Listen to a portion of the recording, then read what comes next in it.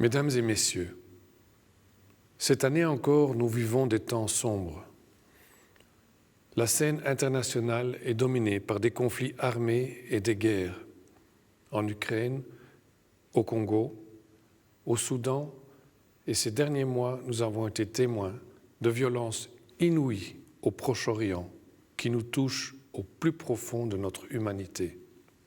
Nos pensées vont aux nombreuses victimes du terrorisme et d'actes de guerre insupportables. Nous devons tout faire pour que partout dans le monde, les peuples puissent vivre en paix. De notre côté, montrons l'exemple d'une société où les personnes de toute origine et de toute conviction construisent ensemble un avenir commun. L'exemple d'un pays qui vit pleinement son interculturalité. La Reine et moi visitons régulièrement de belles initiatives créées spontanément par des Belges d'origine émigrée. Leur travail en vue d'un meilleur vivre ensemble mérite d'être mieux reconnu. Malheureusement, la violence due à l'exclusion, à la discrimination, au racisme reste présente dans notre société. Je pense aussi à la violence verbale qui passe souvent par l'anonymat de l'Internet, à la violence intrafamiliale, aux violences sexuelles qui n'épargnent aucun milieu. La violence engendre la peur. Elle vient nourrir l'angoisse et un sentiment d'impuissance face à un avenir incertain, face aux évolutions géopolitiques dans le monde, à la vulnérabilité de nos démocraties, à l'ampleur du défi climatique, même si les conclusions de la COP28 sont encourageantes. Cette réalité, il faut la regarder en face. Mais à la peur et l'angoisse qui découragent et paralysent, et finalement à la violence, nous pouvons opposer une force vitale, la force de l'espérance.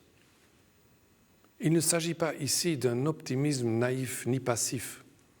Au contraire, l'espérance est une énergie que nous puisons au fond de nous-mêmes et qui se manifeste au contact de ceux qui s'engagent concrètement pour un monde meilleur.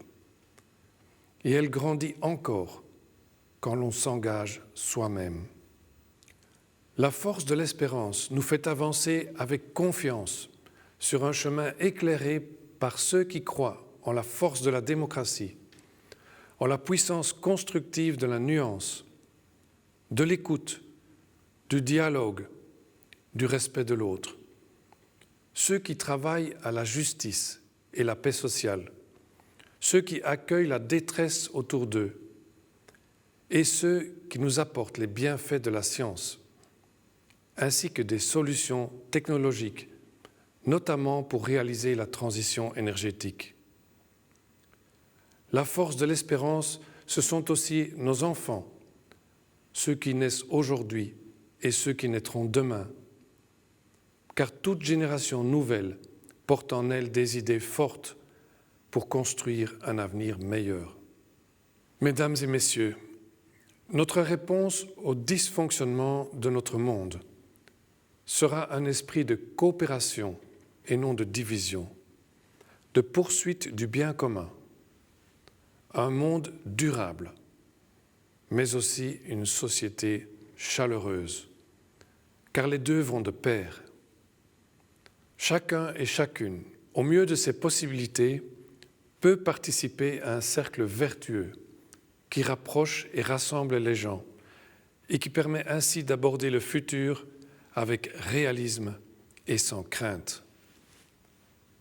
La Reine, nos enfants et toute notre famille se joignent à moi pour vous souhaiter à tous et à toutes une belle fête de Noël et une heureuse année nouvelle.